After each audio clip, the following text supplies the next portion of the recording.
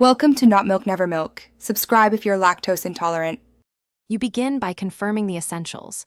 Check Windows 10 build and the current audio driver version so you know what to update. Plug in or pair the headphones using the intended interface, 3, 5mm, USB, or Bluetooth, and make sure the device appears in sound settings. Play a system sound to see if audio routes at all. This tells you whether the issue is driver, configuration, or hardware. Once done, note any error messages or missing devices before proceeding to driver steps. Now you tackle drivers and noise controls.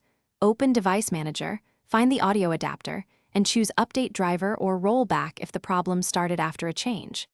Next, launch the headphone manufacturer's ANC app or use Sound Control Panel. Right-click the device, properties, and check enhancements. Disable exclusive mode and experiment with sample rates like 44. 1 kHz versus 48 kHz to avoid resampling noise. These steps fix mismatches and software conflicts that often cause. Finish by resetting the connection and finalizing settings. Unpair and repair Bluetooth, or swap USB ports and cables to rule out a physical fault. Run the built-in Windows troubleshooter for playback and device problems, and set the headset as default communication and default device.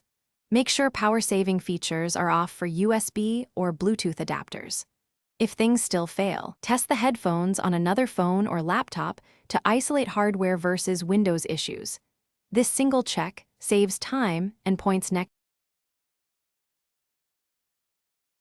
Thanks for watching. If this was helpful, leave a like and consider subscribing. See you next time.